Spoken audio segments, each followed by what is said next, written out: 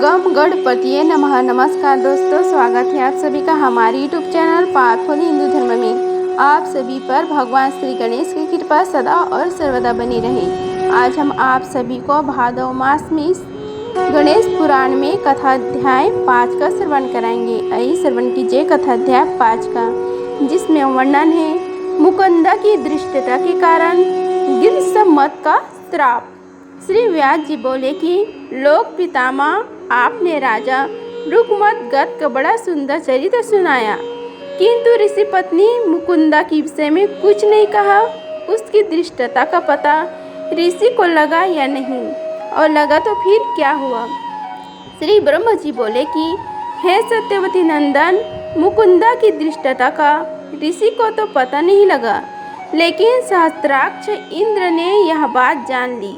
उसने राजा रुकमान का रूप बनाया और ऋषि पत्नी के पास जा पहुंचा। मुकुंदा उसे देखकर हर्ष विभोर हो गई। उनके मिलन के फल स्वरूप मुकुंदा के गर्भ से एक तेजस्वी पुत्र उत्पन्न हुआ। ऋषि ने हर्षित मन से उसके समस्त संस्कार कराए और उसे समस्त वेदांग आदि का ज्ञान कराया। उन्होंने उस बालक का नाम गिरिसम्मत रखा। एक बार मगध देश के राजा के यहाँ श्राद्ध था। उसमें अनेक ऋषि महर्षि आमंत्रित थे। गिरिसम्मत भी उस अवसर पर नियंत्रित था। वहाँ ऋषियों और विद्वानों के समाज में शास्त्र चर्चा चलने लगी। तो गिरिसम्मत बीच बीच में बोलकर अपनी विद्वता दिखाने लगी। इस पर एक ऋषि को क्रोध आ गया और उन्होंने उससे कहा कि हे रुकमगध, निर्थक बड़प्पन मत घबराओ। वस्तुतः तुम ऋषि पुत्र नहीं हो, वरन क्षत्रिय पुत्र हो। तुम्हें तो हमारे साथ बैठने का भी अधिकार नहीं है। फिर क्या था, गिरिसम्मत तुरंत उठकर अपनी माता के पास गया और उसने पूछने लगा, हे माता, मैं किसका पुत्र हूँ? मुकुंदा ने कहा, हे पुत्र, अपने पिता का ही होता है, इसमें शंका कैसे? किंतु उस उत्तर से वह संतुष्ट न हुआ और उग्र रूप धारण कर बोले, हे कुलटे, तेरा पाप खुल गया है, मुझे सत्य बता, अन्यथा ठीक नहीं होगा। मुकुंदा उसके उग्र रूप से भयभीत हो गई और उसने सत्य बात बता दी कि वह रुकमगध का पुत्र है। इस पर गिरिसम्मत ने अत्यंत क्रोधपूर्वक उसे श्राप देते हुए कहा, हे ब्राह्मण वंश को लज्जित करने वाली पिशाचनी, तू कंटकी होगी। पुत्र के मुख से अपने लिए श्राप सुनकर मुकुंदा को भी क्रोध आ गया और कांपते हुए वाणी से बोला, अरे मूढ़, अपनी जननी को श्राप देता है, जा तू दुष्ट, तुझे इस अपराध का भयानक दंड मिलेगा। तुझे अत्यंत भयंकर महाबली पुत्र की प्राप्ति होगी, जिसके घोर अत्याचारों से समस्त संसार क्षुब्ध हो जाएगा। गिरिसम्मत जानते थे कि माता का श्राप निष्फल नहीं होगा, अतः वे घर से निकलकर पुष्पक वन में गए। मार्ग में उन्होंने आकाशवाणी सुनी कि तुम राजा रुकमगध के नहीं, इंद्र के पुत्र हो। वे पुष्पक वन स्थित एक वायुव्रीत एवं वितरक महर्षि के आश्रम में पहुँचे, जिन्होंने उन्हें गणेश आराधना का उपदेश दिया। अब गिरिसम्मत ने घोर तप आरंभ किया। वरदेश्वर गणनाथ का ध्यान करते हुए वे एक पांव के अंगूठे बल पर खड़े रहे, जिह्वा पर गणेश का नाम जपता रहता। इस प्रकार घोर तपस्या करते हुए उन्हें 1000 वर्ष व्यतीत हो गए, किंतु उपासना सफल नहीं हुई। तब उन्होंने और भी कठोर व्रत लिया। केवल एक जीर्ण पत्ता खाते हुए 15000 वर्ष व्यतीत कर दिए। अंत में भक्तवत्सल भगवान गजानन को आना ही पड़ा। हे व्यास, उस समय उनका तेज हजारों सूर्य के समान था। मस्तक पर चंद्रमा और कंठ में विशाल कमलमाला, बड़े बड़े तालपत्र के समान कानों में कुंडल सुशोभित थे। सर्पों का योग्य पवित्र धारण किए हुए वे 10 भुज गणेश सिंह पर सवार थे। उनके साथ उनकी दोनों पत्नियां सिद्धि बुद्धि भी थी। गिरिसम्मत उनके रूप को देखते ही रह गए। उस समय उन्हें अपने शरीर का भी ध्यान नहीं था कि कर्त विमूढ़ के समान खड़े हुए एकटक उन्हें देखते रहे। श्री गणेश जी ने भक्त की ऐसे विहल अवस्था देखते हुए कहा कि हे भक्तराज, मैं तुमसे अत्यंत संतुष्ट हूँ। जो इच्छा हो वह मांगो, मैं उसे अवश्य पूर्ण करूँगा। गृहस्थ सावधान हुए। उन्होंने साष्टांग प्रणाम कर निवेदन किया कि हे प्रभु, यह मेरा सौभाग्य है कि मुझे आपके मंगलमय दर्शन प्राप्त हुए। हे नाथ, यह पुष्पक वन अब आगे से गणेश्वरपुर कहा जाने लगे और आप स्वयं यहाँ निवास करके भक्तों की कामना पूर्ण करते रहे। वरदान राज ने तथास्तु कहकर वर प्रदान किया और फिर बोले, हे भक्तवर, तुम्हारे एक अत्यंत बलशाली पुत्र की प्राप्ति होगी जो तीनों लोकों व्याप्ति प्राप्त करेगा। उसे महाकाल भगवान के अतिरिक्त अन्य को भी न जीत सकेगा। इस क्षेत्र का नाम युगन अनुसार होंगे सतयुग। सतयुग में पुष्पक वन, त्रेता में मणिपुर, द्वापर में मानक और कलयुग में भद्रक। यह जो कोई स्नान दान आदि करेगा उसके समस्त अभिष्ट पूर्ण होंगे। ऐसा वर देकर वरदान राज अंतर्ध्यान हो गए। गिरिशमद ऋषि ने वहाँ एक मंदिर बनाकर प्रथमेश्वर गणराज का श्री विग्रह स्थापित कर पूजन किया।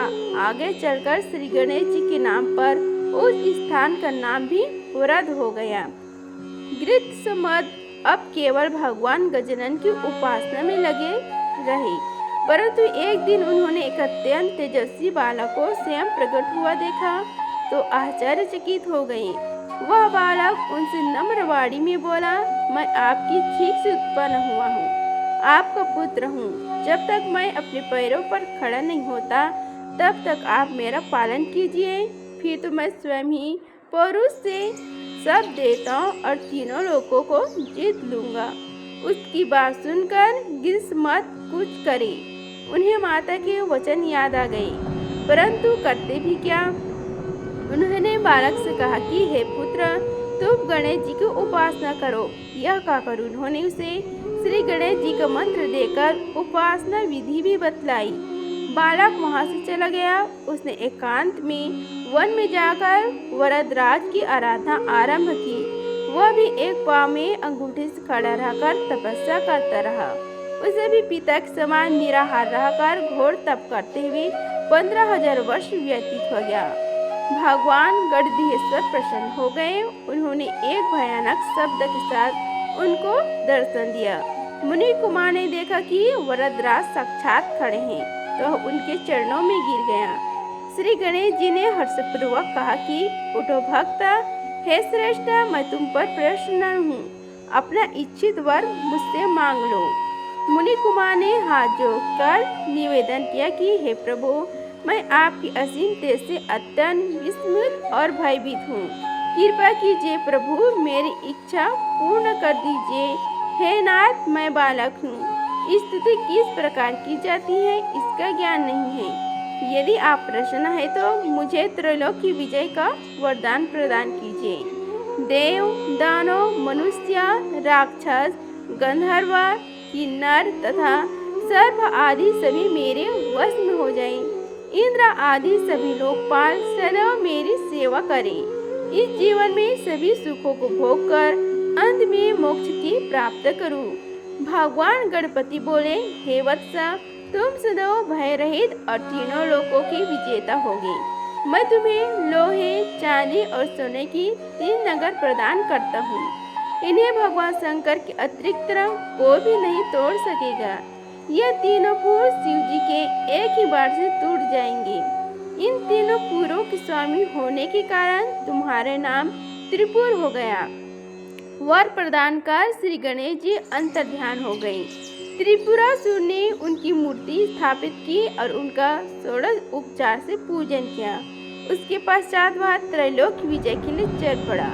धरती, स्वर्ग, पाताल सभी पर उसका अधिकार हो गया। देवताओं से इंद्र हार गए। उनके भय से देव समुदाय वन, पर्वत आदि की गुफा में छिपता फिरा। चतुर्भुज ब्रह्मा नाभि कमल में प्रविष्ट हो गए। भगवान श्री विष्णु भी क्षीर सागर में जा छिपे। हे सनोक जी, त्रिपुरासुर प्रचंड हो उठा। उनके 2 पुत्र हुए जिनका नाम चंड और प्रचंड थे। उसके चंड को, वैकांड को और प्रचंड को ब्रह्मलोक का अधिकारी बना दिया। त्रिपुरासुर इतने में भी शांति नहीं मिली। उसकी अधिकार लिप्सा इतनी बड़ी कि कैलाश पर जा पहुंचा। शिव जी को उसे प्राप्त वरदान और शक्ति का ज्ञान था। वे अविलंब उनके सामने पहुंचकर बोले, हे वत्स, मैं तुमसे संतुष्ट हूँ, तुम जो चाहो मांग लो। त्रिपुरासुर बोले, हे भोले बाबा, यदि आप मुझ पर प्रसन्न हो तो कैलाश छोड़कर मंदरांचल पर चले जाइए। शिव जी समझ गए कि कैलाश छोड़े बिना काम नहीं चलेगा, इसलिए तुरंत ही मंदरगिरी को प्रस्थान कर गए। इस प्रकार संसार भर में असुर साम्राज्य छा गया।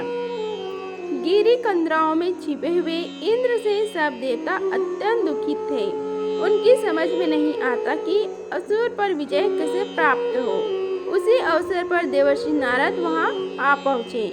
देवताओं ने मुनि का बड़ा स्वागत सत्कार किया और विनय पूर्वक बोले, हे ऋषिराज, इस दैत्य से किस प्रकार छुटकारा प्राप्त हो, इसका कुछ उपाय निश्चित कीजिए। नारद जी बोले कि हे देवगण, भगवान विनायक वरदान से ही त्रिपुरासुर इतना प्रचंड हुआ। यदि तुम उन्हीं भगवान को प्रसन्न करो तो असुर के विनाश हो सकता है। यह कहकर नारद जी चले गए और देवताओं ने श्री गणेश जी की आराधना आरंभ की। उनकी मंत्र मूर्ति का षोडश उपचार पूजन किया, जिसे प्रसन्न होकर वरदराज गणेश जी प्रकट हो गए। उनके सामने देखकर देवगण गदगद कंठ से प्रार्थना करने लगे। नमो नमस्ते पारमार्थ स्वरूप, नमो नमस्ते अखिल करणाय, नमो नमस्ते अखिल काराय, सर्वेन्द्रिय मणि मधि विष्णु अपि, नमो नमो भक्त मनोरथ से, नमो नमो विश्व विनाधाक्ष, नमो नमो दैत्य विनाश हेतु, नमो नमः संकट नाशकाय। हे पारमार्थ स्वरूप, आपको नमस्कार है। हे अखिल विश्व के कारण स्वरूप, आपको नमस्कार है। हे सबके कर्ता प्रभु, हे सभी इंद्रियों में निवास करने वाले गजानन, आपको नमस्कार है। हे नाथ, आप भक्तों के मनोरथ पूर्ण करने वाले तथा विश्व के विधान में दक्ष हैं, आपको नमस्कार है। हे दैत्यों को विनिष्ट करने में हेतु रूप, आपको नमस्कार है। हे सर्व संकटों को नष्ट करने वाले वरदराज, आपको नमस्कार है। श्री सूत जी बोले कि हे सनोक जी, देवताओं की इस प्रकार प्रार्थना करने पर श्री गणेश जी ने प्रसन्न होकर कहा, हे देवताओं, मैं तुम्हारी स्तुति से अत्यंत प्रसन्न हूँ। तुम क्या चाहते हो, जो मांगोगे वही दूंगा। देवताओं ने हाथ जोड़कर निवेदन किया, हे वरदराज प्रभु, इसमें संदेह नहीं कि आप सब कुछ दे सकते हैं, परंतु शंका यह है कि आपके वर की प्रचंडता को प्राप्त हुए त्रिपुरासुर का दमन अब किस प्रकार हो सकता है, क्योंकि आप अपने ही वचन को मिथ्या कैसे करेंगे। श्री गणेश जी ने कहा कि मैं तुम सबकी रक्षा करूंगा, त्रिपुरासुर तुम्हारा कुछ भी न बिगाड़ सकेगा। देवगण बोले कि हे प्रभु, हम उसी के भय से मारे मारे फिर रहे हैं। हमारा राज्य छीन गया, यज्ञ आदि के न होने से आजीविका का नष्ट हो गई। इस गिरी कंदरा में भूखे प्यासे रहते हुए हम अत्यंत क्षीण वर्ण और हीनकारी हो गए। यहाँ भी हमें उस दुर्जन दैत्य का सदा भय लगा रहता है। हे गणराज, सतावना दी कि यह सब समय प्रभाव है। देवताओं, जब तुम्हारे ऐश्वर्यशाली समय चला गया, तब यह संकट काल भी चला ही जाएगा। देखो, काल चक्र कभी भी रुकता नहीं, वह सदैव घूमता है। यद्यपि आज वह दैत्य दुर्दांत हो रहा है, फिर भी उसका पतन भी असंभवी है। देवताओं ने निवेदन किया कि परंतु अब अपनी स्थिति से हम ऊब बैठे हैं। प्रभु, आपने उसे इतनी शक्ति प्रदान की है, तो आप ही उसकी शक्ति का हरण भी कर सकते हैं। अतएव हम निराश्रितों को आश्रय प्रदान कीजिए। हे प्रभु, हमें इस विपत्ति से शीघ्र छुड़ाइए। हे दीनबंधो, यह कहकर देवगण उनके समक्ष तीन भाव से नतमस्तक हो गए। श्री गणेश जी ने उनकी उपस्थिति का अनुमान किया और बोले, हे देवगण, मेरा पूजन करते रहो। भक्ति भाव से की गई मेरा उपासना कभी निष्फल नहीं होती। यह कहकर श्री गणेश जी अंतर ध्यान हो गए। देवता पुनः उनकी भक्ति पूर्वक उपासना करते रहे। उधर भगवान श्री गणेश जी स्वयं ब्राह्मण का वेश रखकर त्रिपुरासुर के पास पहुँचे। उसने एक तेजस्वी ब्राह्मण का आगमन देखकर अघर्य पद्य आदि सुनकर सत्कार किया और फिर बोला, हे भगवान, आप कौन हैं? मैं आपकी क्या सेवा करूं? श्री विप्रधारी गणेश जी ने कहा कि हे दैत्यराज, मेरा नाम कलाधर है। मुझे भगवान शंकर द्वारा पूजित उस गणेश प्रतिमा की अभिलाषा है जो कैलाश में विद्यमान है। उसे मुझे प्रदान कर दो। त्रिपुरासुर बोला, वह प्रतिमा अवश्य दूंगा। यह कहकर उन्होंने अपने अनुचरों को प्रतिमा लाने का आदेश दिया। किंतु जब भगवान शंकर कैलाश छोड़कर मंदरांचल पर चले गए थे, तब उस प्रतिमा को भी अपने साथ ले गए थे। अनुचरों ने लौटकर यह बात निवेदन की। त्रिपुरासुर ने वह प्रतिमा भगवान शंकर से लाकर देने को कहा और ब्रह्मरूपधारी गणपति को अनेक रत्नभूषण, मृग चर्म, सुरभि, गाय, घोड़ा, हाथी, रथ आदि प्रदान किए। दैत्यराज का आदेश पाकर भगवान शंकर के पास दूत पहुँचे और उन्होंने उनसे श्री गणेश प्रतिमा देने को कहा। शिव जी बोले, वह प्रतिमा नहीं मिल सकती। अपने स्वामी से जाकर कह देना कि भविष्य में वह ऐसा साहस न करे। दूत बोला, प्रतिमा तो आपको देनी ही होगी। मेरे स्वामी का आदेश न मानने की किसमें शक्ति है? अतएव भलाई इसी में है कि प्रतिमा तुरंत दे दो। शिव जी कुपित हो गए। वे बोले, जाता है या नहीं? अधिक बकवास करेगा तो अभी भस्म हो जाएगा। शिव जी को क्रोध देखकर दूत अपने प्राण लेकर भागा और उनसे त्रिपुरासुर के पास जाकर सब बात बताई। दैत्यराज ने आदेश दिया, मंदारगिरी पर आक्रमण करो और उस भगंगी को मार डालो। फिर क्या था, दैत्य की सेना ने एकत्र होकर कूच कर दिया।